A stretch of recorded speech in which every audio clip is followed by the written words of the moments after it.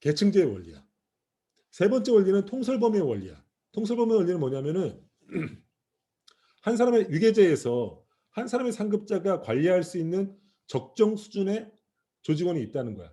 가령 10명 정도가 적정하면은 10명보다 더 넘어서면은 관리가 불가능하니까 그때는 조직을 쪼개 가지고 새로운 부서를 만들거나 다른 부서로 넘겨야 된다는 거야. 그러니까 한 사람이 적정하게 통솔할 수 있는 범위는 제한돼 있다는 거야. 그 적정 범위를 넘어서지 말라는 거야. 그러니까 이 균릭이 얘기하는, 그러니까 고전파 경제학의 대표적인 행정관리론 중에 균릭이라는 사람이 행정은 7가지를 하는 거고 행정관리를 효율적으로 하기 위해서는 이 3가지 원칙, 명령과 통일의 원칙, 즉 명령하는 사람들은 한 사람이어야 되고 그리고 일관되게 이렇게 명령하는 곳이 여러 군데 있으면 안 된다는 거. 두 번째는 계층제, 정확한 위계제에 따라서 상명하복이 돼야 된다는 거고. 세 번째는 한 사람이 통솔할 수 있는 범위는 제한되어 있기 때문에 이 범위를 넘어서면 조직을 쪼개거나 사람을 내보내거나 이렇게 된다는 거야.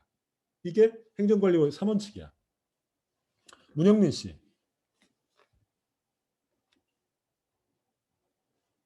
문영민 씨. 네. 어때? 행정관리의 3원칙 괜찮은 원리야? 네, 맞는 말 관리하는 같아? 데는 좀 더 효율적인 것 같아요. 맞는 말 같아? 네. 오케이. 신기환 씨. 고학년 신기환 씨. 네. 행정관리 3원칙 어때? 맞는 말 같아?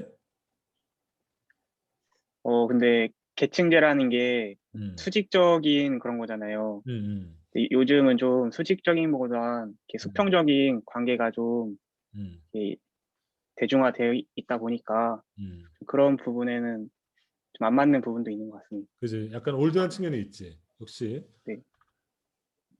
내가 문제 삼는 건 이런 거야. 다 맞는 말이지. 얼핏 들으면 다 맞는 말인데 조금 심심하지 않아? 무슨 말인가 하면은 행정학이랑 학문으로 이런 거는 사실은 그 우리가 조직을 조금만 운영해 본 사람들은 대충 감이 있는 얘기란 말이야. 있는 얘기인데 이런 거를 굳이 학문이라는 이름으로까지 할 필요가 있나? 그게 질문이 하나 들고, 두 번째, 통솔범위의 원리와 관련해서 예를 드는 거야. 통솔범위의 원리와 관련해서 몇 명까지는 통솔의 범위가 있고 몇 명부터는 그 효율성이 떨어지는 거야. 신기한 씨. 유계제에서 유계제도 네네. 이제 지금 문제가 있지만은 통솔범위 몇 명까지는 한 사람이 통솔할 수 있고 몇 명부터는 효율성이 떨어지는 거야.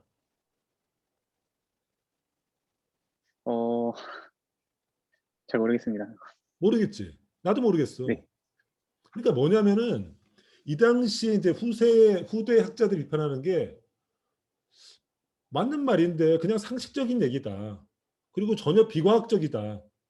그냥 뭐 이런 식의 그냥 보통 그냥 구멍가게 하는 사람 정도만 돼도 다 아는 얘기를 뭐 구태 학문으로까지 이렇게 하고 그리고 디테일하지 않고 전혀 비과학적이다. 이런 비판이 오는 거죠. 하지만 어쨌든 고전파 행정학 시절, 이 시절에는 이런 행정학이 이런 식의 어떤 것들이 대표적이었다는 거죠. 주로 이제 이런 관리론적인 관심들. 근데 이런 고전파 행정학이 왜 붕괴하냐면은 우리가 알고 있는 뉴딜, 세계 대공황과 관련이 있어요. 뉴딜과 관련이 있어요. 아까 그랬듯이 1929년에 미국을 중심으로 유럽 중심으로 대공황이 생겨. 그 당시에 미국의 국가는 뭐냐면은 국가는 정부에 거의 간섭하지 않는, 시장에 거의 간섭하지 않는 거야. 이른바 지금으로 따지면 자유방임 정부죠. 그죠? 그래서 공항이 왔을 때도 그냥 내버려 두는 거야. 왜냐하면은 경제는 스스로 순환하니까 공항이라는 거는 결국은 수요보다 공급이 많은 상태니까 결국은 이 공항의 시간이 지나면은 이 격차가 해소되면서 저절로 공항이 극복하면서 다시 반등할 거라 생각했어. 이게 경제 원칙이라 봤단 말이야. 그러니까 정부는 나서지 않아. 근데 문제는 어떻게 돼? 공항이 너무 골이 깊고 너무 오래 가는 거죠. 그래서 이른바 케인즈주의라는 아이디어를 통해서 정부가 적극적으로 나서기 시작해. 정부가 직접 공공투자에 나서기 시작해. 이게 알고 있는 게 우리가 뉴딜이라는 거예요. 이 뉴딜이라는 정책을 시작한 게 아까 봤던 이 프랭클린 루즈벨트라는 대통령이에요. 뉴딜은 미국 정부, 미국 국가의 측면에서 굉장히 혁신적인 일이에요. 왜냐하면은 그 전까지 국가는 시장에 개입하지 않아. 근데 뉴딜은 적극적으로 시장에 개입해서 인위적으로 공공사업을 일으키고 일자리를 만들고 경제에다 재정을 투자하고 이런 걸 하는 거죠. 그죠? 무슨 말인가 하면은 국가가 기존의 자유방임 정부에서 큰 정부로 큰 정부로 변하는 거야. 그리고 국가가 적극적으로 시장에 개입하기 시작해. 더 중요한 건 뭐냐면은 정부가 직접 의사결정을 하는 거죠. 의사결정을 해서 정책적 결정을 해서 시장에 개입하기 시작해. 근데 고전파 경제학의 대전제는 뭐였죠? 행정은 정치 영역과 다른 어떤 관리의 영역이었거든. 아까 얘기했듯이 행정 관리의 영역이었는데 뉴딜이라는 걸 정책을 통해서 미국화가 확장되면서 행정부가 직접 정책 결정을 하는 거야. 재정 투자를 해야겠어. 시장에 개입해야겠어. 공공사업을 일으켜야겠어. 그래서 인위적으로 일자리를 만들어야겠어. 이렇게 한단 말이야. 즉 행정은 정책 결정을 하지 않는 거라는 가정이었는데 뉴딜 국가가 등장하면서 프랭클린 루즈벨트의 뉴딜 국가가 등장하면서 행정이 직접 행정부가 중심이 돼서 직접 정책 결정을 하는 거죠. 그러니까 고전파 행정을 갖고 있던 전제를 무너뜨리는 거죠. 그러면서 고전파 행정학이 전제가 무너져요. 그러면서부터 이때부터 행정부가 정치적 결정을 사실상 하는, 즉 정치 행정 이론론이 등장하는 거죠. 무슨 말인지 알죠? 그리고 그때도 얘기했지만은 원래 미국이라는 국가는 의회를 중심으로 성장한 국가인데 뉴딜 국가가 등장하면서 그때는 이제 경제 위기가 큰 이유였죠. 행정부 역할이 커져. 행정부 역할이 커지면서 행정부 중심으로 나라를 이끌어가기 시작해. 대통령 중심으로. 그리고 아까 얘기했지만 정치행정 이론론, 행정부가 중요한 국가적인 의사결정을 막 하는 거죠. 그러면서 행정국가 현상이 나타나는 거죠. 이러면서 고전파 경제학의 대전제들, 아까 얘기했듯이 정치행정 이원론도 깨지고, 그죠? 이런 깨지면서 고전파 경제학이 무너지는 거죠. 그죠?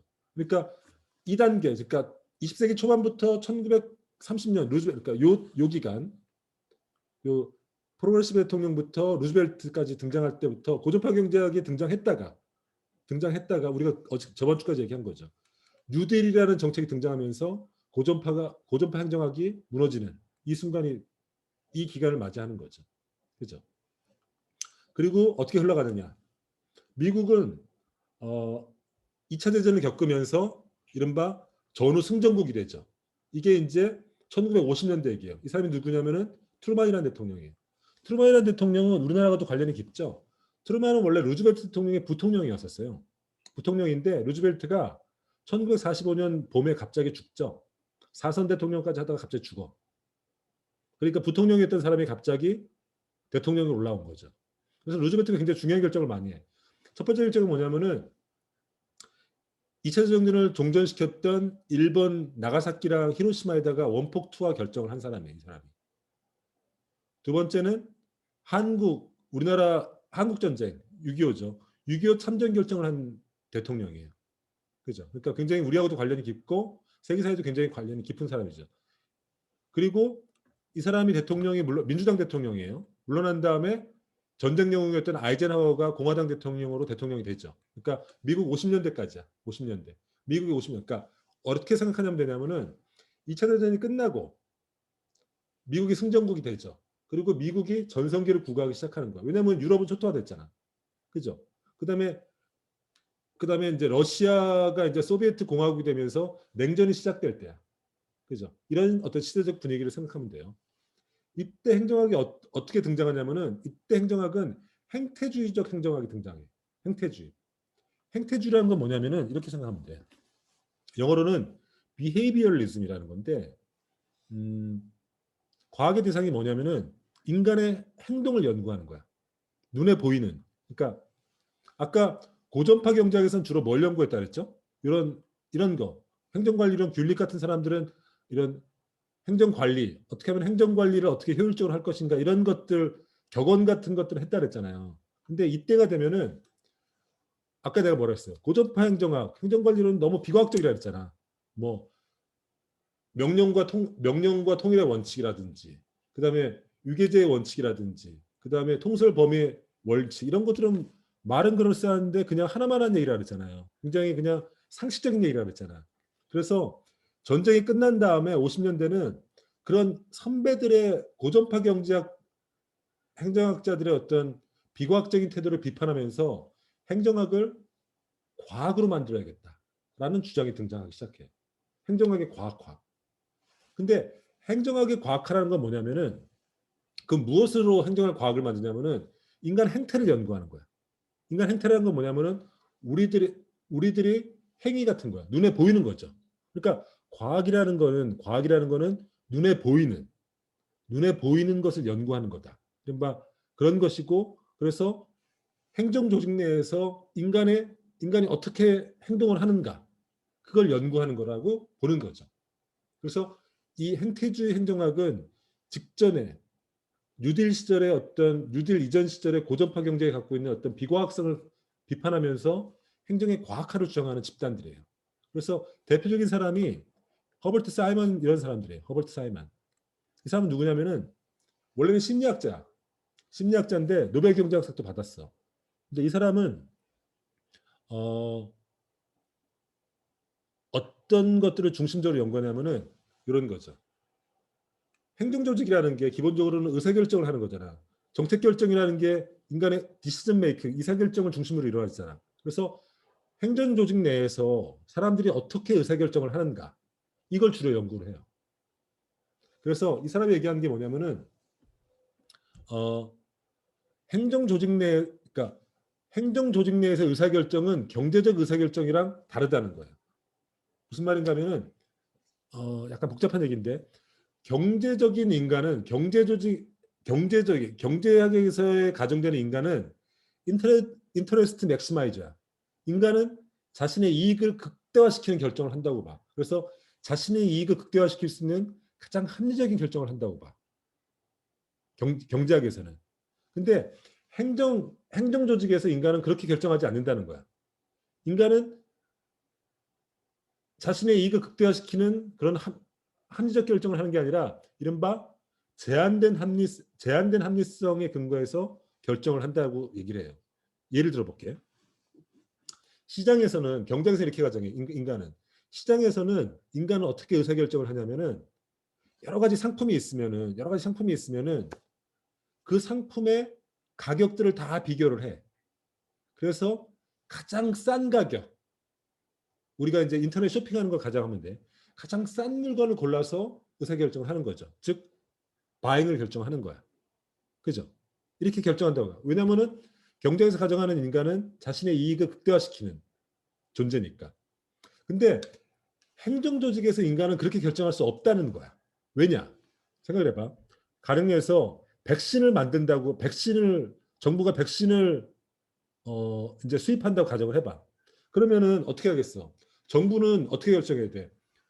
화이자에서 만든 백신과 아스트라제네카에서 만든 백신과 얀센에서 만든 백신을 모두 가격을 비교하겠죠.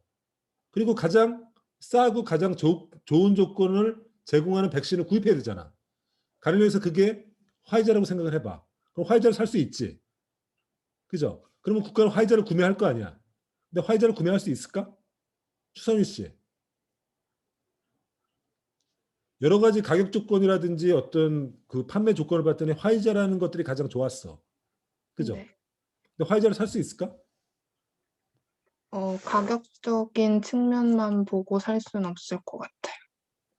없지. 그리고 더 결정적인 문제는 화이자가 안 팔 수도 있잖아. 왜냐하면 유럽이라든지 미국부터 먼저 판매하고 그 다음에 물량을 배분한다 그러면 우리는 사고자도 살 수가 없잖아. 그죠? 그러니까 행정에서의 의사결정은 이런 요소가 있다는 거야. 그러니까 행정에서는 그래서 경제학처럼 자신에게 이득이 되는 가장 최상의 결정을 하지 못하고 그냥 제한된 합리성, 즉 가장 합리적이지는 않지만은 그나마 만족할 수준에서 결정을 할 수밖에 없다는 거야. 이게 경제적인 조건에서 다른 행정 조직에서의 의사결정의 특징이라는 거야. 이른바 제한된 합리성이라는 거죠. 경제학에서 인간은 시장에서 최대의 합리성을 발휘하지만은 행정에서는 인간은 그렇게 최대 합리성을 발휘하지 못한다는 거야. 그냥 제한된 합리성을 가지고 그냥 만족할 수준의 의사결정을 한다는 거죠. 그렇죠? 가격이라든지 어떤 백신의 효능 측면에서는 화이자가 가장 좋지만은 여러 가지 상황들, 정말 그것을 물량을 확보할 수 있는가, 부작용이 없는가, 이런 것들을 모두 고려했을 때는 그냥 적당히, 그러니까 소위 말하는 대충, 아주 대충은 아니지만은 그냥 그 정도면은 그냥 얼추 만족할 만한 수준에서 의사결정을 한다는 거죠. 이게 행정에서 의사결정의 특징이라는 거예요.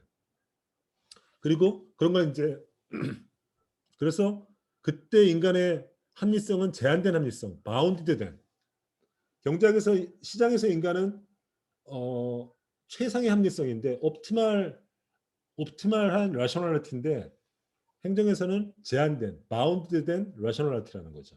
이런 연구들, 그죠? 뭐 이런 것들이 행태주의 행정학의 특징이라는 거예요. 그러니까 핵심은 뭐냐면은 이전 세대 고전파 경제학의, 아니 고전파 행정학의 어떤 비합리성, 비과학성, 이런 거를 극복하려고 하는 것들이 이 사람들의 특징이라는 거예요. 그래서 인간 행태에 대한, 행정 조직 내에서 인간의 행태, 특히 행태 중에서도 의사결정, 이런 것들을 과학주의적으로 탐구하려고 했던 거죠, 이 사람들. 그래서 행정학을 과학의 반열에 올려놓으려고 했던 그룹들이라고 할 수 있는 거죠. 그리고 이 사람의 특징은 또 뭐냐면은, 아까 뉴딜이 등장한 이후로 정치행정 이원론이, 고전파 경제학의 이원론이 이론론으로 합쳐졌다고 얘기했잖아요. 왜냐하면 행정부가 사실은 의사결정을 주도하는 걸 보면서 행정이라는 게 정치적 결정과 다르지 않네, 이론론이 등장했는데,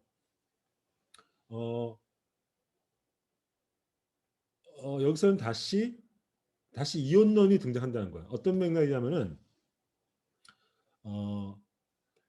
그러니까 조직을, 이 사람들은 기본 아까 얘기했듯이 행정 조직 내에서의 의사결정을 연구를 하는데, 이때 행정 조직에서의 의사결정을 기업 조직의 의사결정과 차별을 안 두는 거죠. 즉 다시 말하면은 조직이라고 하면은 행정 조직이나 기업 조직, 공조직이나 사조직이나 차이를 안 두는 거죠. 그죠? 그러니까 그냥 기업 조직이나 행정 조직이나 그냥 조직론이라는 그냥 같은 맥락에서 그냥 연구하는 거죠. 즉 조직에서 인간의 의사결정이라는 같은 맥락으로. 그러니까 이건 얘기 뭐냐면은, 다시 행정 조직이 갖고 있는, 행정 조직은 정치 결정을 하는 조직인데 이 특징을 기업 조직과 차별성을 안 두는 거죠. 그러니까 다시 정치와 행정의 이원론으로 다시 돌아오는 거죠. 설명이 좀 부실한 것 같은데 별로 중요한 건 아니야. 중요한 건 아니고, 어쨌든 이 사람들의 문제의식이 뭐냐면은 행정학을 그러니까 과학적으로 만들고자 했다. 그리고 거기서 인간의 행정 조직 내에서 인간 의사결정의 특징이 뭐냐, 이런 연구를 주로 했다. 이런 걸 알면 되죠. 그러면서 50년대가 저물어 가요. 그리고 등장한 게 이른바 미국의 60년대예요. 미국 60년대. 미국 60년대는 우리가 알다시피 케네디라는 사람이 등장한 시절이에요. 케네디. 우리가 케네디라는 대통령 잘 알죠. 케네디라는 사람은 이제 아이젠하워 대통령, 이 사람이 공화당 대통령인데 이제 다시 민주당 대통령으로 돌아가는 거예요. 그리고 60년대 미국이라는 나라를 좀 이해할 필요가 있어요. 60년대 미국은 정말 아름다울 밑자를 써가지고 정말 전성기를 구가하는 나라예요. 무슨 말인가 하면은 미국이 경제적으로 세계 탑이고 군사력도 세계 탑이에요. 그리고 60년대 미국은 영광과 어떤 좌절이 동시에 있었던 시절이에요. 무슨 말인가 하면은 60년대 미국은 최정상 국가이기 때문에 이른바 미국식 복지가 확대되는 시절이에요. 미국식 복지가. 그러니까 존 F 케네디라는 사람이 이제 암살되고 죽잖아요. 63년도에 죽는데, 죽고 나서 부통령이었던 린든 존슨이라는 대통령이 부통령이었는데 케네디 대통령을 이어가요. 그때 이 사람의 이른바 국정 과제가 뭐냐면은, 젊은 대통령을 이었는데 젊은 대통령의 꿈이 뭐였는가라고 얘기하면서 미국을 복지국가로 만든다는 이른바 그레이트 소사이어티라는 위대한 사회라는 프로그램을 추진해요. 위대한 사회라는 프로그램이 뭐냐면은 우리식으로 얘기하면은 미국판 복지 프로그램이에요. 그러니까 미국에서 가난한 사람들, 그다음에 미국에서 빈곤한 사람들 이런 사람들을 구제하는 복지 정책을 대거 확충해요. 또 한편으로는 케네디 린든 대통령 때 미국의 흑인 인권 운동이 일어나요. 우리가 잘 알고 있는 이제 마틴 루터 킹 이런 사람이 같은 동시대 사람인데 흑인 민권 운동이 일어나면서 흑인 민권 운동들이 확장되는 시절이에요. 그러니까 뭡니까? 복지라든지 인권이라든지 이런 것들이 확장되는 거죠. 왜냐하면 미국이 경제적 수준이라든지 국력이 세계 최정상이었으니까. 이런 시절이에요. 동시에 뭐가 동시에 일어나냐면은 미국이 점점 그 영광의 와중에 점점 미국이 베트남전의 수렁으로 점점 빠져들던 시절이에요. 응? 베트남전의 수렁으로. 미국이 베트남전에 참전한 거는 사실은 케네디 대통령으로 알려져 있는데 실제로는 아이젠하워 대통령 때부터 미국이 베트남전에 군사적으로 개입하기 시작했어요. 국민에게는 알리진 않았지만. 응? 베트남이라는 나라는 알다시피 1차 인도차이나 전쟁, 프랑스와 전쟁을 통해서 독립을 이미 쟁취했어. 근데 이 공산화가 되는 위험이 있었잖아요. 그래서 미국이 그 당시에 냉전 시절이니까 인도차이나 반도에서 베트남이 공산화되면 주변국들이 다 공산화될 거라는 것 때문에 국민들 몰래 베트남전에 개입하기 시작해요. 베트남에 개입하기 시작해. 그러다가 본격적으로 전쟁이 확전이 일어난 게 린든 존슨 대통령 때예요. 베트남전이 그래서 우리가 잘 알고 있는 베트남전에 미국의 청년들이 막 나가는 거죠. 근데 전황은 점점 안 좋았었어. 근데 국민들한테는 전황이 좋다고 베트남전을 이기고 있다고 계속 거짓말을 했던 거죠. 그러다가 점점 수렁으로 빠져나가. 그러면서 미국 사회에서 반전운동이 막 일어나죠. 반전운동. 그 당시에 68년도 때 유럽에서 68년도 일어나고 미국에는 반전운동이 일어나. 그 베트남전을 종식시킨 대통령이 닉슨 대통령이에요. 닉슨이 공화당 대통령으로 되면서 이 베트남전을 종식시키죠. 그죠? 다시 공화당으로 넘어가죠. 그리고 이제 미국이 다시 보수화되는 건데 어쨌든 이 60년대 미국은 굉장히 복지라든지 인권이라든지 이쪽으로 굉장히 영광의 시절이었지만 또 한편으로는 베트남전이라는 수렁으로 빠지면서 사회가 굉장히 혼란했던 시절이었어요. 이런 시절에 그런 시대적 분위기를 받아서 행정학도 그 시대의 분위기를 반영하는 거죠. 첫 번째, 영광의 측면. 그 당시 행정학에는 어떤 조류가 등장하냐면은 비교 행정이라든지 발전 행정이라는 게 등장해요. 무슨 말인가 하면 이런 거죠. 비교 행정이라는 건 뭐냐면 이런 거예요. 미국이라는 나라가 초강대국이야.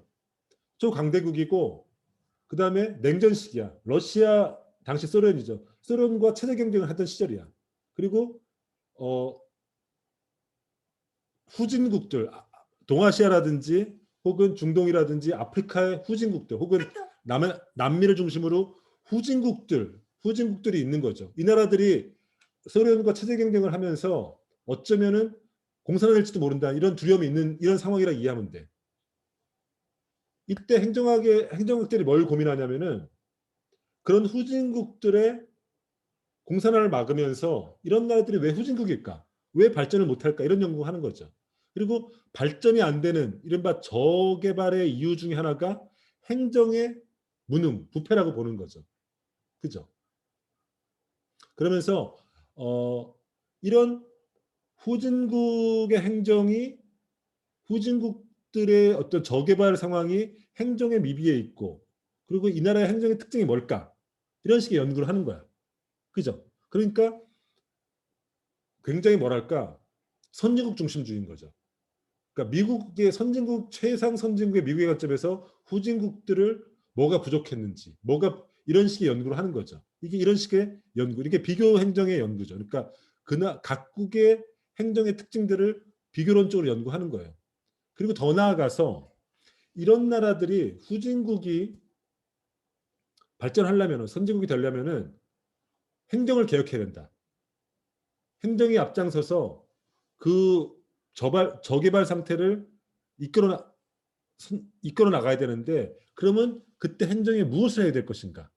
즉 행정의 제일 목표는 그때 뭐가 되냐? 뭐가 되냐면은 발전이고, 행정학은 그 발전을 이끌어가는데 행정이 해야 될 일을 어드바이스하는 역할이라고 생각하는 거죠. 이른바 발전 행정이라는 게 등장해요. 이건 미국이라는 나라의 그 당시 특징을 알아야 돼. 세계 체제의 특징을 알아야 돼. 왜 발전 행정과 비교 행정이 등장했는지. 그러니까 한마디로 얘기하면은 미국을 중심으로 세계를 이끌어가겠다는 거야. 그리고 거기에 근거해서 행정이 주도적 역할을 하는데, 그 주도적 역할을 하는 것을 뒷받침하는 게 바로 발전 행정론, 비교 행정론 이런 거죠. 재밌는 건 뭐냐면은 한국의 지금 행정학 있잖아요. 내가 지금 강의하는 지금 행정학 있잖아요. 한국의 이 행정학이 바로 이 발전 행동론에서 출발한 거예요. 무슨 말인가 하면은 1960년대에 생각을 해봐라. 한국 행정학대 1세대들이 1960년대 때 미국 유학 간 사람들이에요. 근데 그 당시에 이 미국이 어떤 프로그램을 했냐면은 후진국들에다가 펀딩을 해가지고 젊은 사람들을 돈을 내줘서 선발해서 유학을 시켰어. 미국에서. 이게 미네소타 프로그램이라는 건데, 미국 미네소타 대학에다가 젊은 당시에 행정학자들을 선발해가지고 교육을 시켰는데, 이때 교육 내용이 뭐냐면 발전 행정론이야. 그러니까 나라 발전에 행정이 가장 중요적 역할을 하고, 그리고 그 행정이 주도적 역할을 하기 위해서 행정학이 무엇을 할 것인가, 이런 것들을 주로 연구한 거야. 이 사람들이 한국에 유학하고 돌아와서 1세대 행정학자들이 된 거예요. 그러니까 한국의 행정학의 뿌리는 60년대 미국 유학 갔던 이 발전 행정론을 연구하고 온 사람들이 뿌리가 되는 거죠. 그죠? 여기서 한국 행정학이 출발하는 거예요. 그러니까 이래서 미국 행정학과 연관이 돼 있는 거죠. 어쨌든 한국하고도 이런 식의 관련이 있는데, 그 당시에 비교행정과 60년대 비교행정과 발전 행정의 내용도 알아야 되지만은, 이런 식으로 행정학이 발전했던 그 역사적 맥락, 미국사의 맥락을 이해할 필요가 있어요. 이런 축이 한 축이 있고, 이거는 미국의 영광이라는 측면이죠.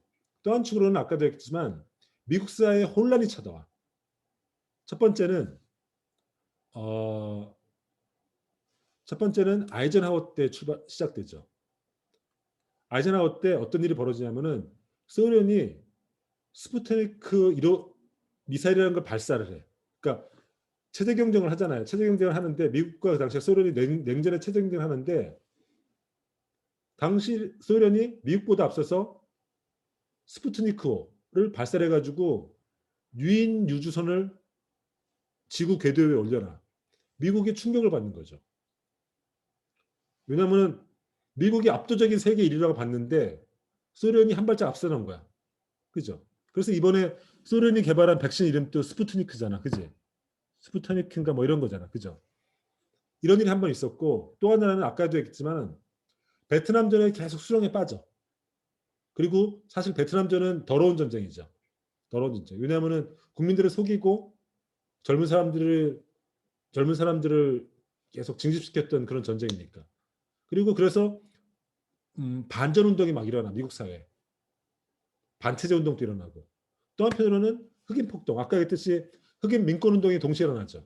마틴 루터를 중심으로 해서 흑인 민권 운동이 일어나면서 미국 사회가 굉장히 진통을 겪어. 가장 잘 나가는 시절에 가장 진통을 겪고 사회가 대혼란에 빠지죠. 미국 사회의 그 잘 나가는 측면, 국제적 수준에서 미국 사회 잘 나가는 측면에서는 그런 걸 반영해서 비교 행정이라든지 발전 행동이라는 것들이 등장했는데, 미국 사회 혼란을 반영해서 행정학은 어떻게 등장하냐면 이런 식으로 등장해요. 이런 거죠. 주로 행정학, 아까 1950년대 때 행정학자의 관심은 뭐였죠? 행태주의 행정의 관심은 고전파의 귀신 씨나라 까먹는 것 같은 그 비과학적인 얘기를 극복해서 행정을 과학으로 만들겠다는 주장이라 그랬잖아요. 그죠?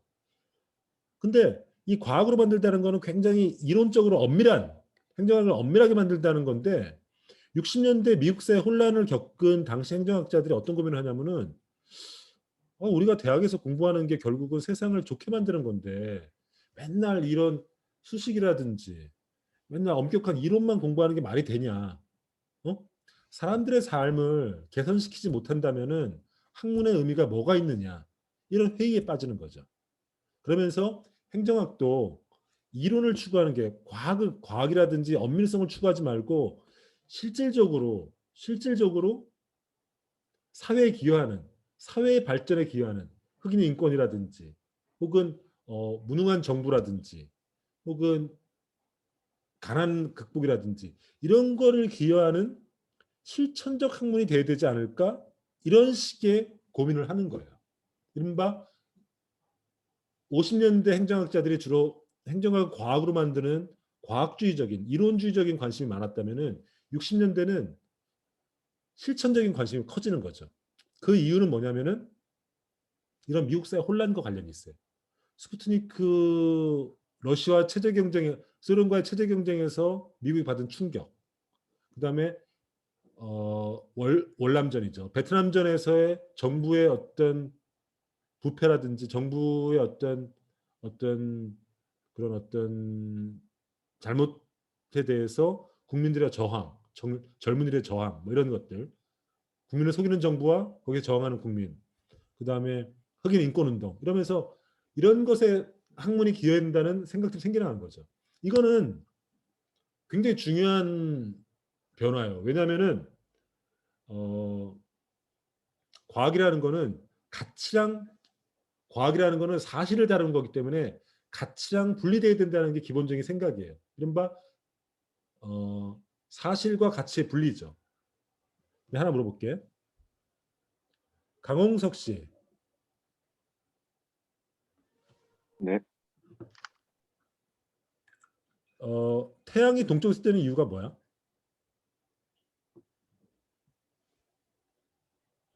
궤도상 그, 그 불변한 법칙 아닐까? 그지? 지구가 그렇게 자전을 하기 때문에 태양이 항상 동쪽에 떠오르지. 그죠? 네. 그다음에 하늘에 별이 있잖아. 네. 북극성은 왜 안 움직이는 거야?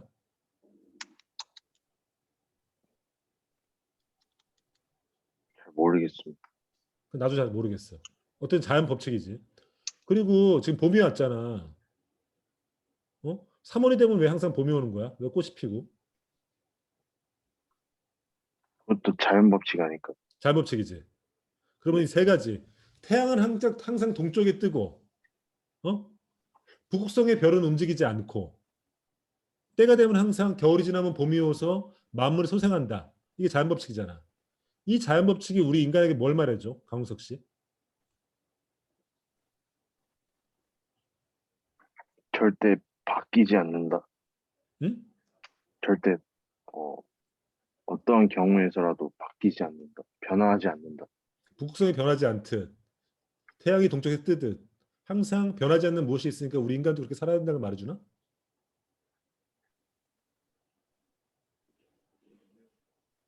맞아? 그런 걸 느껴? 잘 모르겠어요.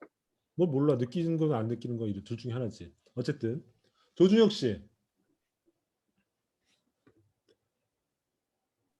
아까 내가 얘기했던 세 가지 있잖아. 네. 그치? 태양이 동쪽에서 뜨고 북극성은 움직이지 않고 때가 되면 봄이 와서 만물이 소생하는 이 자연 법칙이 우리 인간의 삶에 뭘 의미하는 건가?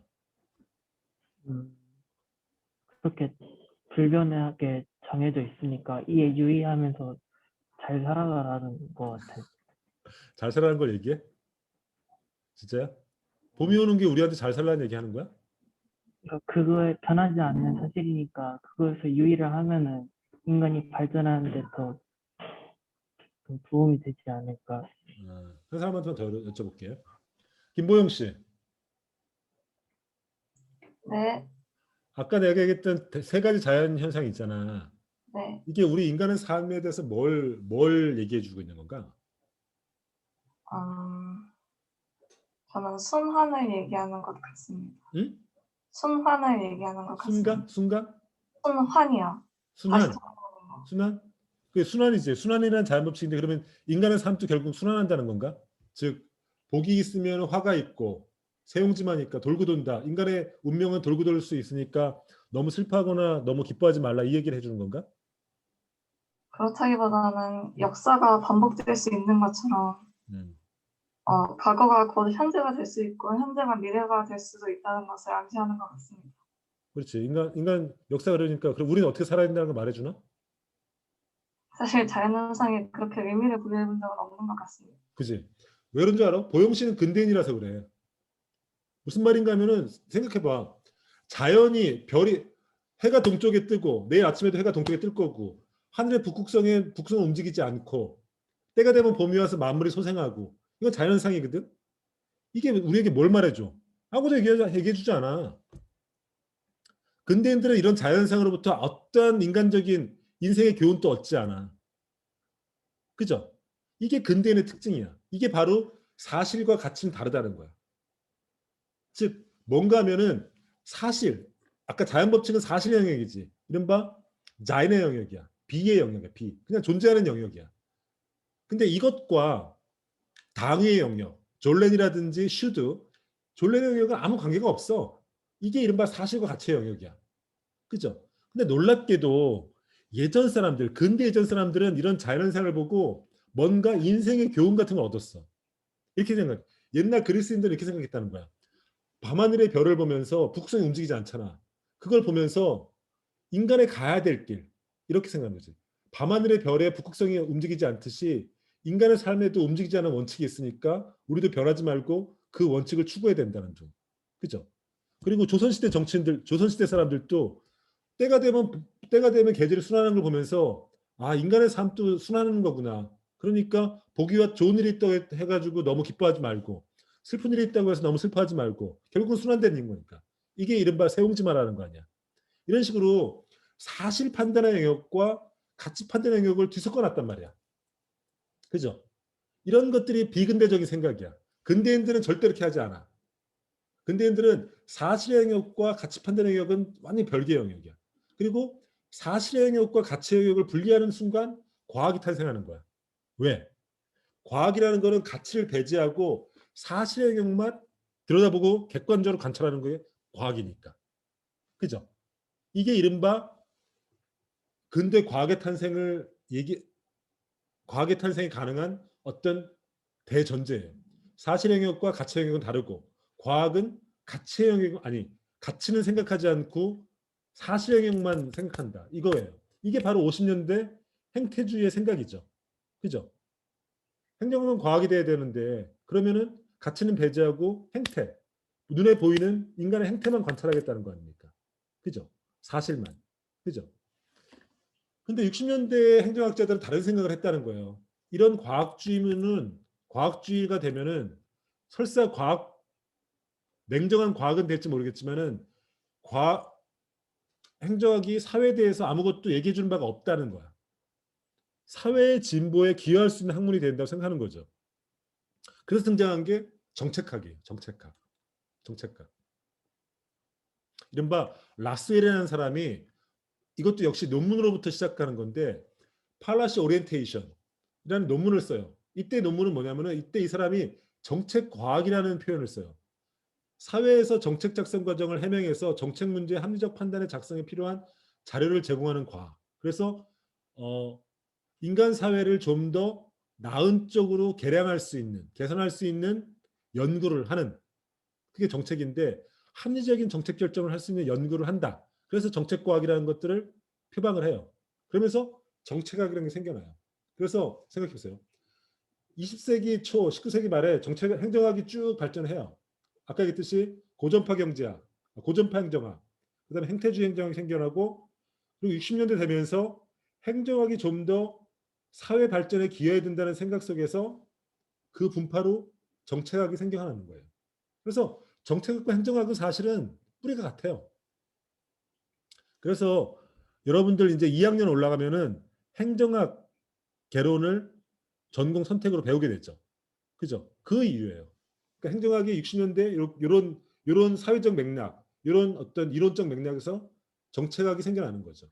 정책의 문제의식은 정책과학. 라스웰이라는 사람이 정책과학이 필요하다. 이때 정책과학은 뭐냐면은 국가의 정책 결정을 어떻게 더 합리적으로 하도록 연구함으로써 사회 발전에 기여할 수 있는 방안을 찾겠다는 거죠. 실천적인 행정학을 만들겠다는 문제의식이에요. 두 번째는 이른바 뉴 퍼블릭 어드미니스트레이션, 즉 신행정학이라는 게 등장해요. 이건 뭐냐면은 이제 1968년도 왈도라는 어떤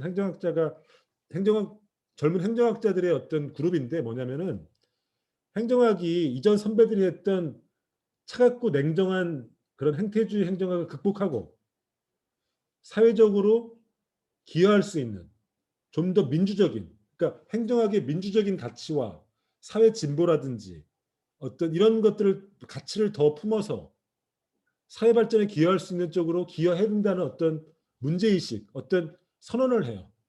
이게 이제 신행정학이라는 거죠. 이런 맥락이에요. 그래서 60년대 때 행정학이 이제 100년을 흘러오면서 한 60년 좀 지나면은 이런 굉장히 사회 발전 혹은 사회 실천과 굉장히 밀접한 쪽으로 행정학이 움직이는 흐름이 나타나는 거죠. 이게 60년대까지 흐름이에요. 약간 지루할 수 있는데 내 얘기는 그냥 100년의 이야기를 그냥 간단하게 이해한다고 생각하면 좋겠어요.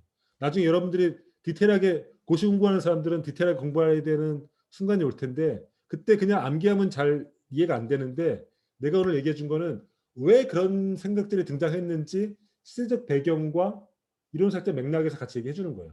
그래서 내 얘기를 좀 듣고 있으면은 나중에 독자적 혼자 공부할 때 조금 더 이해하기 쉬울 거예요. 그죠? 그래서 제가 얘기해 주는 거예요.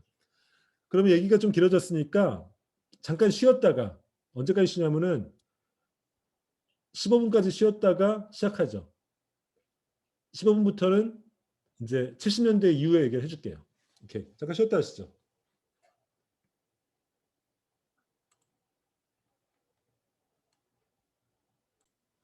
미국의 70년대는 아까 했듯이 60년대 혼란이 극복되고 어쨌든 약간 미국 사회가 보수화되는 시절이야. 그리고 세계 경제도 안 좋아. 이때 이제 오일 쇼크 일어났고 문제는 뭐냐면은 대통령에 대한 어떤 불신이 커진 시절이에요.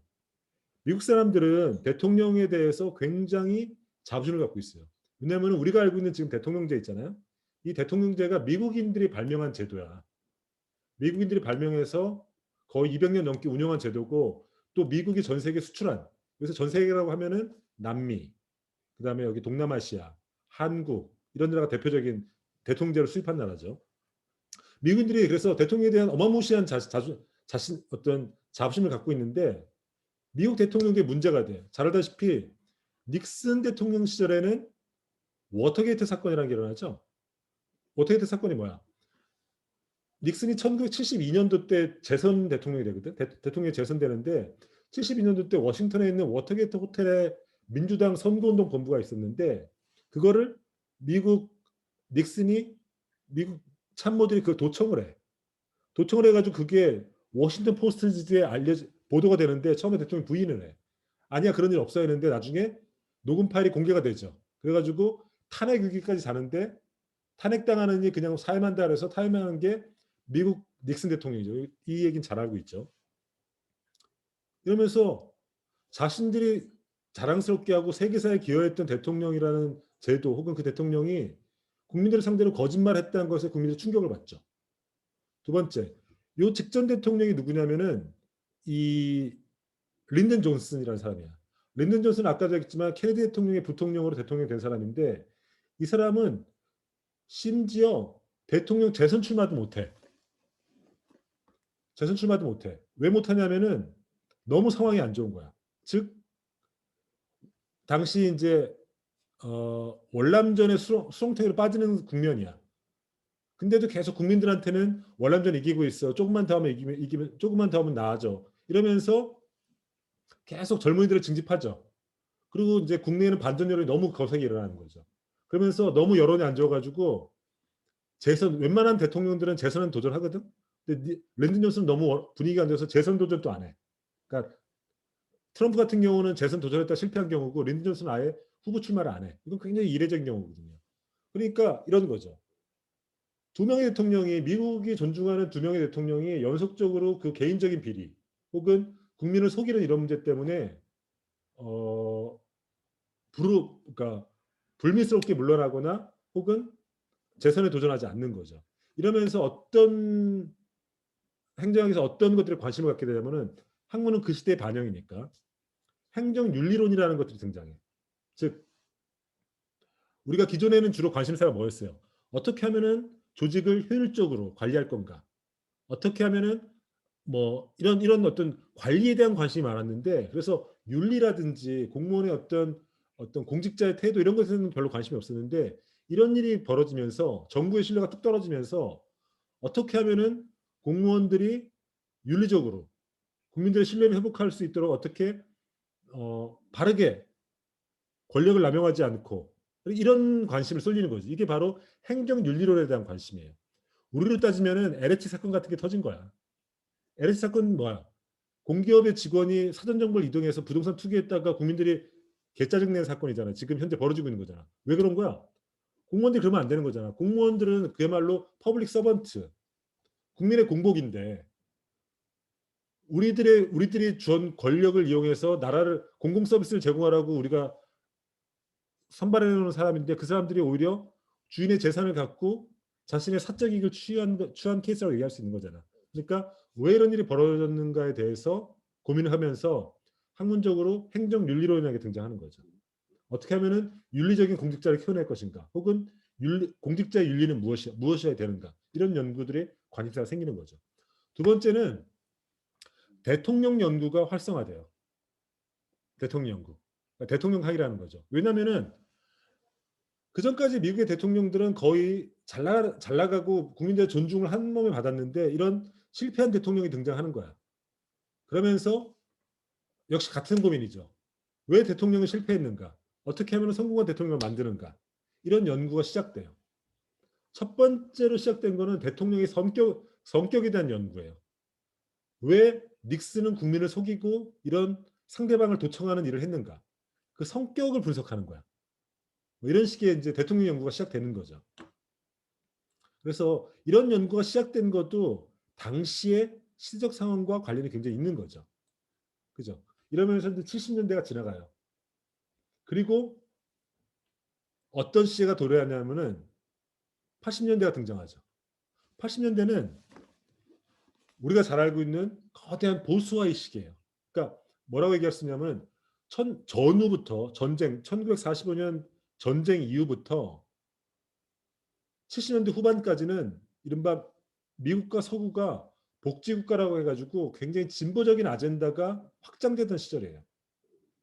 굉장히 60년대 민권운동도 생겨나고 그다음에 뭐 복지제도 생겨나고 이러면서 굉장히 진보주의적인, 그러면서 정부의 규모가 점점 커지던 시절이에요. 왜냐면 정부를 중심으로 민권운동의 그러니까 흑인들의 어떤 시민권이라든지 혹은 선거권도 확장시켜주고 또 복지 정책도 확대되니까 그러면 결국은 그 일을 중심적으로 정부가 하니까 정부의 역할이 점점 커졌을 거 아닙니까? 근데 1970년대를 지나면서 이른바 미국 사회의 어떤 정부의 역할이 컸다는 건 정부가 중심으로 해서 재정 투자를 많이 했다는 건데 정부 부채가 굉장히 커져. 그리고 인플레이션이 많아져. 그러면서 어떤 식의 운동이 일어나냐면은 어떤 식의 어떤 생각이 등장하냐면은 정부가 문제야. 너무 큰 정부가 문제야. 정부 구매를 줄여야 돼. 지금의 문제, 지금의 사회 혼란이라든지 경제 위기는 시장이 해야 될 역할을 정부가 다 독차지함으로써, 즉 시장에서 할 수도 있는데 정부가 그런 것들을 다 규제하고 정부가 너무 커진 탓이야. 정부를 줄여야 돼. 이러면서 이른바 우리가 알고 있는 신자유주의 운동이 일어나요. 신자유주의 운동은 뭐냐면은 한마디로 얘기하면은 시장을 다시 복권시키자는 운동이에요. 그 반대편에 있는 정부는 줄이고, 그죠? 신자유주의 운동의 행정학적 버전이 뭐냐면은 이른바 신공공관리라는 거예요. New Public Management라는 게 NPM이라는 거예요. 이 핵심은 뭐냐면은 작은 정부예요. 작고 효율적인 정부. 기존까지의 정부는 복지라는 이름으로 너무 정부 규모가 컸어. 너무 예산을 많이 써. 그러니까 정부를 줄여야 돼. 대신 시장을 키워야 돼. 이런 운동이 일어나요. 이게 작은 정부 운동 혹은 NPM 운동이라는 거예요. 그때 그런 운동을 대표하는 사람이 누구냐면은 미국의 레이건이라는 사람이에요. 레이건. 미국의 레이건은 원래 여러분 잘 알다시피 캘리포니아 출신이고 원래 영화배우 출신이야. 그냥 한 3류 영화배우 출신 정도야. 근데 이 사람이 원래 영화 노조, 헐리우드를 중심으로 영화 노조 홍보위원장을 했어. 그러다가 캘리포니아의 주지사를 해요. 그래서 캘리포니아를 중심으로 이른바 주정부 예산을 줄이고 뭐 이런 운동이 그때 막 많이 일어나는데 이런 운동을 통해서 당시 미국 보수주의 운동의 총화가 돼요. 그러니까 중심 인물이 돼. 그리고 1980년대 때 대통령으로 당선돼요. 레이건의 첫 번 연설의 대통령 취임 연설의 가장 인상적인 문구가 뭐냐면은 지금까지 정부는 문제 해결자였다. 하지만 지금은 정부 그 자체가 문제다. 이런 식의 취임사를 해요. 무슨 말입니까? 정부의 규모가 너무 커서 정부를 줄여야 된다는 거죠. 그죠? 그리고 공교롭게도 미국의 건너편에 있는 영국에서도 1979년도 때 극강 보수주의자가 등장해요. 그게 바로 여러분 잘 알고 있는 대처라는 인물이에요. 대처. 이 여자는 이 아줌마는 당시 영국이 갖고 있던 복지국가 이거를 완전히 다 쪼개는 사람이에요. 완전히 다 해체시키고 영국이라는 나라를 완전히 보수주의 국가로 자유주의 국가로 다시 회귀시킨 사람이에요. 그래서 공교롭게도 대서양을 사이에 두고 미국에는 레이건이라는 보수주의자, 영국에는 대처라는 보수주의가 등장하면서 세계사의 흐름이 완전히 보수주의로 다시 흐름이 변하죠. 그래서 어떻게 이해하면 좋냐면은 레이건과 1930년대 봤던 루즈벨트는 정반대의 인물이라고 보면 돼요. 이 사람은 큰 정부를 주장했던 사람이고 루즈벨트 때 시작됐던 이 큰 정부 운동을 완전히 중단시키고 연방정부 재정을 다 삭감시키고 정부의 역할을 복지제도를 다 없애고 이랬던 대통령을 생각하면 돼요. 그리고 그런 작은 정부 운동의 행정학적 버전이 신공공관리 NPM이라는 거라고 생각하면 돼요. NPM은 국가 역할을 줄여야 되니까 국가가 하던 일들을 다 민간으로 외주를 줘요. 그리고 공공기관을 다 민영화시켜요. 민영화. 왜냐하면 정부의 규모를 줄여야 되니까. 그래서 우리가 지금 얘기하는 민영화라든지 혹은 아웃소싱 혹은 외주화 이런 거 있잖아요. 이런 식의 어떤 아이디어들이 모두 이때 시작되는 거예요. 한국도 이 영향을 받아서 90년대 중반 때 한국에서도 NPM, 신공공관리적인 행정개혁이 일어나요. 그죠? 그리고 90년대가 되면은 NPM이라는 것들이 너무 정부의 역할을 모두 민간으로 떠넘기는 혹은 시장으로 넘기는 것들이 중심 아이디어거든요. 그러니까 이제 이른바 정부 일의 관리가 잘 안 되는 문제가 생기는 거죠. 왜냐하면 너무나 주체들이 다양하니까. 그래서 정부와 민간 사이의 협력을 강조하는 어떤 흐름이 생겨요. 이게 뉴 거버넌스라는 아이디어예요. 뉴 거버넌스가 뭐냐면은 정부와 민간이 서로 협력해서 공공 서비스를 효율적으로 공급하자 이런 식의 아이디어예요. 그래서 이런 큰 흐름, 이런 역사적 맥락을 알면 좋아요. 그래서 이런 것들을 좀 100년의 역사를 이런 식으로 좀 정리하면 좋을 것 같아요. 행정학의 100년사를 보면은 이런 흐름이 있어요. 초기에는 관료주의를 강조하는 흐름이 있어. 관료주의. 이때 관료주의는 우리가 그때 얘기했던 전문화 혹은 조직, 정치제도로서 관료주의예요. 관료주의를 강조하는 이런 흐름이 있어요. 근데 1980년대 이후로는 관료주의를 비판하는 흐름이 있어. 우리가 아까 누가 그 얘기했더라? 관료주의가 갖고 있는 어떤 위계성이 오히려 더 수평적인 것과 반대된다고 우리가 아까 인류학번이 하나 기환 씨가 한번 얘기했잖아요. 이 흐름이에요. 즉 관료주의에 비판하는 흐름이 있어. 행정개혁이라는 이름으로. 이게 이제 반관료주의 혹은 관료주의 때리기라는 운동인데, 그러니까 20세기 초반에는 관료주의를 강조하면서 관료주의 위계성 혹은 뭐 규율 이런 걸 강조하는 흐름이 있다가 이 관료주의가 갖고 있는 형식주의 혹은 뭐 절차주의 이런 것들 비판하면서 정부 관료주의를 기업처럼 좀 효율적으로 움직이자는 흐름이 있으면서 관료주의를 극복하자는 운동 이런 것들이 1980년대 작은 정부 운동 속에서 같이 일어나요. 그러다가 이 NPM 운동이 너무 조금 부작용이 많으니까 요새는 다시 새로운 관료주의, 뉴 베버리즘이라 해서 다시 관료주의를 강조하는 움직임으로 왔다 갔다 하는 거죠. 그러니까 지난 100년사를 여러 가지 관점으로 요약할 수 있는데 관료주의를 강조했던 움직임이 있었다가 관료주의를 비판하는 움직임으로 갔다가 이렇게 왔다 갔다 하는 움직임이 있어요. 그리고 아까도 얘기했지만은 행정을 정치와 동일한 거로 봤던 움직임이 있다가 행정을 정치와 분리시키는 움직임이 있었다가 왔다 갔다 하는 움직임이 있어요. 그러니까 이런 축으로 움직인다고 보면 돼요. 그죠? 그래서 이런 게 1990년도까지의 100년사의 흐름이에요. 그럼 최근에는 어떤 움직임이 있느냐? 최근에는 이런 식의 움직임이 있어요. 2008년 이후에 글로벌 금융위기가 있었죠. 글로벌 금융위기는 왜 발생했습니까? 황인성 씨. 네. 글로벌 금융위기는 왜 발생했습니까?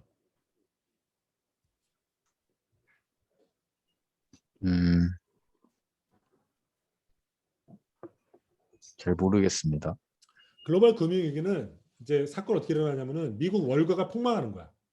당시 부동산 가격이 막 오르잖아요. 미국에서 자산 막 돈을 풀어가지고 미국뿐만 아니라 전 세계가 돈이 풀려가지고 자산 가격이 막 올라. 지금처럼 코로나 이후에 지금 집값 오른다 그러잖아. 전 세계적으로. 왜냐면 돈을 풀어서 그래. 막 올라. 근데 이제 금융회사들이 어떤 상품을 만드냐면은 미국의 집을 팔 때 그 모기지론과 금융공학을 이용해서 주택 채권과 금융 상품을 결합해가지고 그런 채권을 막 팔아. 그러면서 막 이제 금융 호황이 있었어. 이때 호황이 있었던 건 뭐냐면은 이른바 신자유주의 영향이야. 1980년대 시작됐던 신자유주의 영향. 즉 정부의 규제를 최소화시키고 시장을 활성화시키는, 시장의 규제를 없애는 이런 운동이 거의 한 20년 가는 거죠. 그리고 그러면서 전 세계가 금융으로 막 금융화되면서 막 일어나. 그러다가 그 채권에서 문제가 생기면서 전 세계적인 금융공황이 생긴 거예요. 디테일한 얘기는 내가 경제학과 가서 듣고 하여튼 전체적인 분위기는 이런 분위기야. 그러면서 어떤 반성이 생기냐면은 신자유주의적인 지난 20년 동안 추진했던 혹은 30년 동안 1980년도 이후 추진했던 이른바 클래시컬리즘 신자유주의적인 어떤 움직임에 대한 반성이 일어나. 지금 무슨 말인가 하면은 시장이란 것들을 신자유주의 기본 아이디어는 뭐냐면 시장을 내버려 두라는 거거든. 규제를 하지 말라는 거야.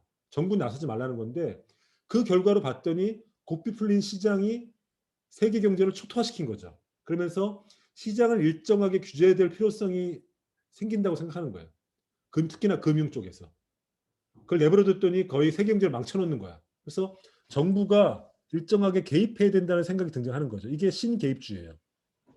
그러면서 근데 예전처럼 직접 규제가 아니라 사람들에게 올바른 행동을 유도할 수 있는 쪽으로 개입을 하는 거죠. 이게 바로 넛지라는 아이디어인데 뭐냐면 이런 거예요. 조준혁 씨.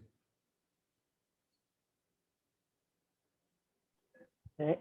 조준혁 씨 화장실 갔는데 남자 화장실 갔더니 남자들이 화장실 지저분하게 쓴단 말이야. 그래가지고 정부가 이렇게 얘기를 해. 화장실 더럽게 쓰는 사람들은 벌금은 물리겠다. 한 번 걸리면 벌금, 두 번 물리면 구속시키겠다. 그러면 준혁 씨 기분이 어때?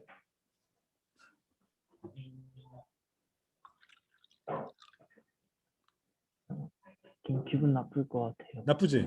그리고 야 지금 오줌 싸는 것도 이렇게 정부가 나서서 간섭하면 되냐 이런 문제가 든단 말이죠. 그죠? 사생활까지 정부가 들어오면 안 되잖아. 그죠?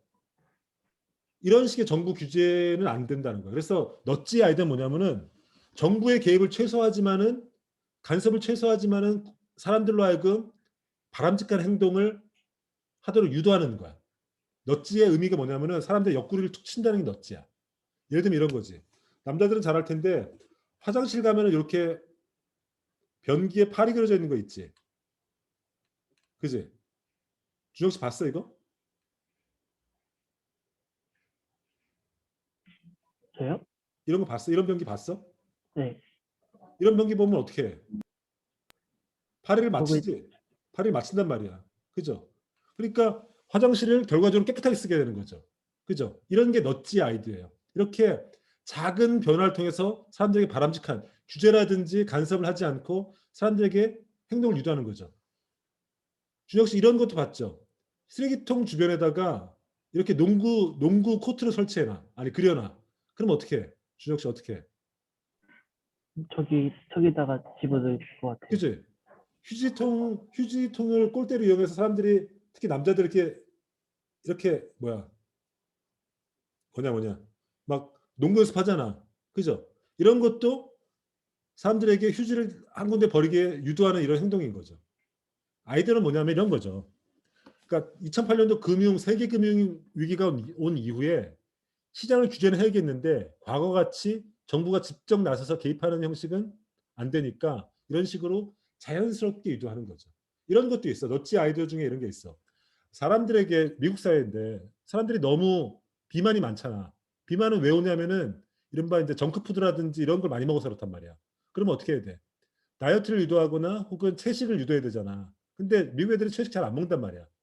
그러면 어떻게 하냐면은 뭐 채식 먹어라, 뭐 비만이면 뭐가 나쁘다 이렇게 하면서 잔소리하는 것보다 학교의 급식대에다가 채소를 앞에다 배치하는 거야. 그러니까 뭐 반찬을 앞에다 채소를 배치하면은 사람들이 채소를 더 많이 먹는 거야. 뒤에 배치할 때보다. 이런 식으로 자연스럽게 채식을 유도하는 거죠. 이런 식의 넛지 아이디어인 거죠. 그죠? 그러면서 금융위기 이후에 2008년도 금융위기 이후에 신자유주의가 사실은 글로벌 차원에서 신자유주의가 종말을 고았고 새로운 형태의 국가 개입 혹은 어떤 국가의 어떤 규제 이런 것들이 필요하다는 움직임이 생겨나는 거죠. 거기에 맞춰서 행정학도 이제 움직일 수밖에 없는 거죠. 그러면 최근은 어떤 일이 일어났냐? 최근에 이러는 거죠. 2020년도 코로나가 발생했죠. 황인성 씨, 아니다 인성 씨 아까 했으니까 지선 씨, 유진현 씨. 네. 코로나는 왜 발생한 거야?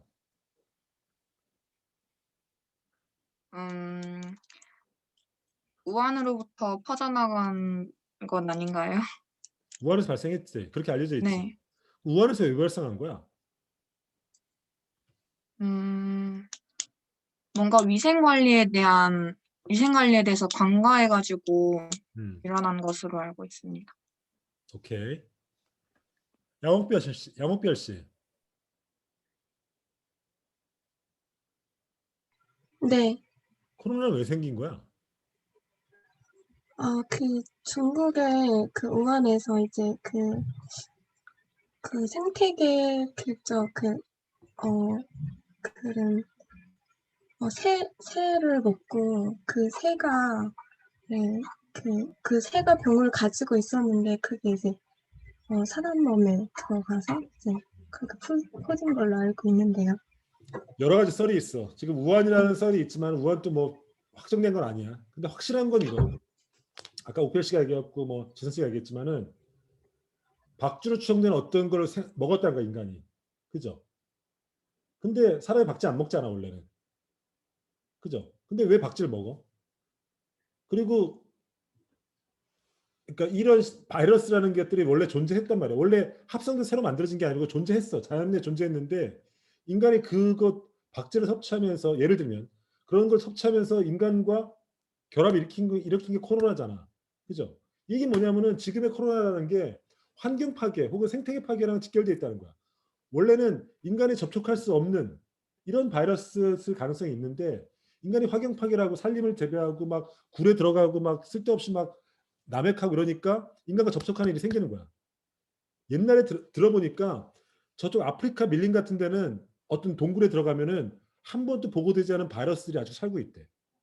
그건 그냥 지구상에 같이 공존하는 건데 인간이 환경 파괴해서 거기 쳐들어가니까 그게 인간에 번지는 거 아니겠어. 그러니까 내가 볼 때 코로나는 환경 파괴랑 연결돼 있어. 두 번째 문제는 이 문제가 있어. 우한에서 발생했더라도 하더라도 풍토병으로 끝날 수 있어. 풍토병이 영어로 뭐냐면 인데믹이라고 불러. 인데믹이라고. 인데믹인데 이 풍토병이 지금은 팬데믹이 된 거잖아. 왜 풍토병이 전 세계적인 유행병이 됐을까? 교통의 발전, 교육의 발전, 사람들의 왕래 이런 것들이 그냥 우한 지역에서 끝나고 말 풍토병을 전 세계적인 전염병으로 만들어낸 거죠. 감염병으로 만들어낸 거잖아. 그죠? 이게 뭐냐면은 지금의 코로나19라는 것들이 결국은 환경 파괴랑 인간의 교역 혹은 교통의 발전과 직결되어 있다는 거야. 그야말로 한마디로 얘기하면은 인간이 만든 질병이라는 거야. 인간이 만든 감염병이라는 거야. 그죠? 이런 것들이 항상적으로 있을 수 있다는 깨달음이 있는 거죠. 코로나를 겪으면서. 마치 이런 거야. 이런 거를 위험사회라고 하는데 이런 거야. 위험엔 두 가지 위험이 있어. 하나는 덴저. 예를 들면 천둥, 지진 이런 건 덴저야. 그야말로 자연재해 같은 위험이야. 근데 리스크는 뭐냐면 이런 게 리스크야. 지진 때에다가 지진이 일어난 땅 위에다가 원자력 세우면 어떻게 돼? 위험해지지. 그죠? 일본처럼 지진이 자주 나는 걸 알면서도 그 위에다 원자력 지으면은 언젠가 원자력이 그 원자력 발전소가 폭파될 위험이 있잖아. 한국처럼 경주 지역에 그 단절층이 있는데 거기다가 우리나라 원자력 발전소 다 몰려 있잖아. 이것도 지진이 나면은 이 원자력 발전소가 무너질 수 있잖아. 그죠? 이 위험도 인간이 만든 위험이야. 그죠? 인간이 전기를 싸게 쓰고 생활의 편리, 문명의 편리를 위해서 원자력을 지어서 스스로 위험 상황에 빠진 거야. 그죠? 이게 바로 리스크라는 개념이에요. 그러니까 내가 볼 때는 우한 코로나19는 사실은 인간이 만든 위험이라는 측면에서 자연재해가 아니라 덴저가 아니라 리스크라고 볼 수 있어요. 그리고 그야말로 지진 때 위에다가 원자력 발전소 지어놓은 거랑 똑같은 거야. 인간이 만드는 위험이고 그리고 이런 위험이 끊임없이 앞으로 온다는 거 아니야. 코로나19를 겪으면서.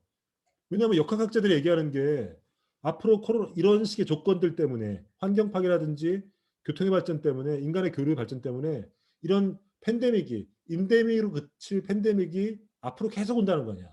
2000년도 이후로 봐봐. 사스가 왔어. 2003년도 때. 2002년도 때 사스가 왔어. 2008년도 때 신종플루가 왔어.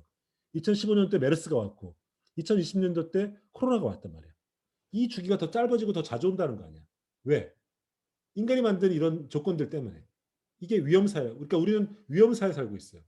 그래서 이런 조건에 의해서 앞으로 어떤 정부가 등장할 건가는 우리의 관심사죠. 행정의 관심사잖아. 내 생각에는 앞으로 누구나 동의하는 건데 앞으로의 정부는 행정학이 연구하는 정부는 강한 정부가 등장할 것이고 유능한 정부가 등장할 것이라고 누구나 추측하고 있어요. 저는 그 얘기를 어떻게 표현하냐면은 광폭 정부라고 얘기해요. 즉 정부가 하는 일이 엄청 많아지는 거야. 국민의 건강도 챙겨야 되고 환경도 챙겨야 되고 데이터도 집적해서 국민의 동선도 파악해야 되고 복지도 챙겨야 되고 정부가 할 일이 엄청 많아지는 이런 광폭 정부가 등장할 거라고는 봐요. 그러니까 앞으로 행정학은 이런 어떤 시대의 변화를 반영해서 정부 역할이 넓어질 테니까 이런 것들을 연구하는 쪽으로 움직이지 않겠나 라는 게 저희 개인적인 전망이에요. 앞으로 행정이 이렇게 움직일 것 같다. 왜냐하면 정부 역할이 넓어질 테니까. 그래서 지난 100년 동안의 역사를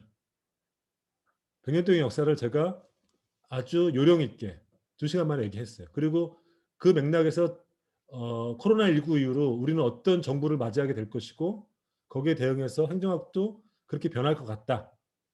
검증되지 않은 저의 추론을 여기까지 얘기했어요. 최민정 씨.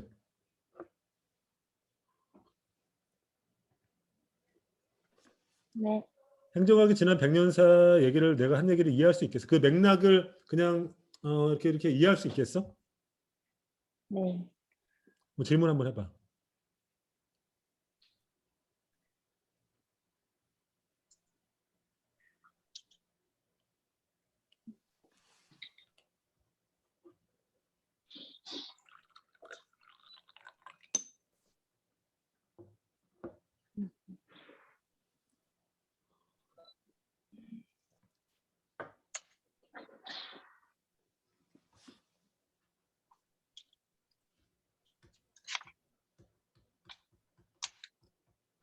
당황했지. 다음 주 질문해. 네. 성아 씨, 홍성아 씨. 네. 지난 100년의 행정학사를 이해할 수 있겠어? 어떤 맥락으로 이렇게 흘러왔는지? 네, 조금 이해가 되는 중인데 다시 복습을 해봐야 될 것 같아요. 외울 필요는 없어. 나중에 고시 준비하는 사람들은 외워야 되는데 그때도 이런 맥락을 이해하고 공부하면 좋고 공시를 준비하는 사람은 외울 필요는 없어. 다만 이런 건 알면 좋겠어. 이 학문이라는 것도 항상 시대의 반영이라는 거. 그 시대의 반영 속 학문이 등장하지 학문이 독자적으로 존재하지는 않는다는 걸 좀 이해하면 좋을 것 같아. 성환 씨 뭐 질문 있어요? 그래서? 아니요, 질문은 아직 없습니다. 우경 씨, 전우경 씨. 네. 내가 코로나19 이후로 강하고 유능한 정부가 등장할 거라고 내가 전망했는데 이 전망에 동의할 수 있어? 네, 동의합니다. 이런 강하고 유능한, 즉 나를 팬데믹으로부터 지켜주는 그런 정부, 백신 관리도 잘하고 그다음에 코로나 때문에 어려움에 빠진 사람들도 돌봐주는 이런 정부에 대한 요구가 지금 있잖아, 그지? 네. 그러면은 그런 정부에 대한 요구가 있으면 그런 정부가 등장할 수밖에 없고 행정학의 연구도 그쪽에 맞춰질 수밖에 없어. 그렇게 아마 움직일 것 같아. 혹시 뭐 질문 있어 또? 한성민 씨, 성민 씨 질문 한번 해봐.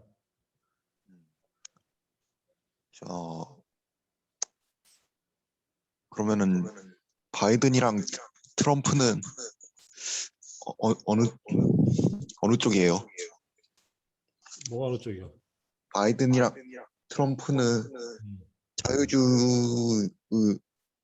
자유주의를 기본적으로 아까 했듯이 이제 이 움직임, 이 움직임이 아니다. 그러니까 작은 정부, 큰 정부 이 관계로 보면은 민주당 후보들은 기본적으로 약간 정부의 역할을 강조하는 쪽이야. 공화당은 기본적으로 정부 역할을 줄이고 시장을 강조하는 쪽이야. 기본적으로. 그러니까 큰 틀에서 그래. 그러니까 개인별로 디테일은 차이가 있지만은 민주당이 등장하면은 정부의 재정 지출이라든지 복지라든지 예산을 확대하는 경향이 있고 공화당 같은 경우에 등장하면은 규제를 줄이고 시장을 확대하고 이런 조금 복지를 축소하고 예산을 줄이고 이런 좀 정책적인 큰 흐름 차이가 있어. 그래서 아까 했듯이 왜 그러냐면은 민주당의 뿌리는 누구한테 있냐면 루즈벨트가 가 있거든. 1930년대 뉴딜을 했던 루즈벨트에 가 있기 때문에 큰 정부를 선호할 수밖에 없는 거지. 그리고 지금 공화당의 뿌리는 어디로 가 있냐면은 레이건한테 가 있어. 그러니까 작은 정부를 선호할 수밖에 없는 거지. 그러니까 대충 미국 정치는 그런 틀로 이해하면 거의 한 70%는 맞아. 나머지 30%는 좀 개인차가 있는 거고. 시대 상황과. 좋은 질문이야. 또 질문해봐. 박성훈 씨 한번 질문해봐.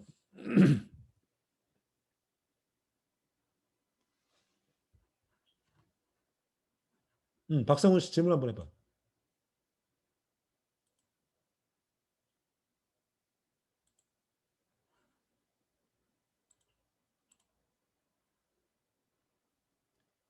성훈 씨, 박성훈 씨.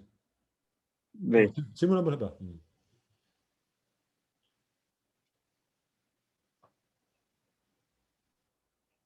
당황했지?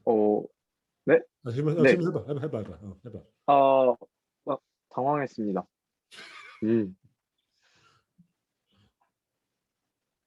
그래서 딱히 없는데요. 다음에 질문해. 네. 그러면은 아까 얘기했던 4월 1일 날 플라톤조 나랑 만나서 얘기하고 발표하고 현 씨는 와서 나랑 같이 수업 준비 좀 녹화 준비 좀 같이 도와줘. 네. 그러면은 오늘 수업은 여기까지 마치고 다음 주에 봅시다. 발표조 외에는. 안녕. 감사합니다. 감사합니다. 안녕. 고하셨습니다. 고맙습니다. 수고하셨습니다. 안녕.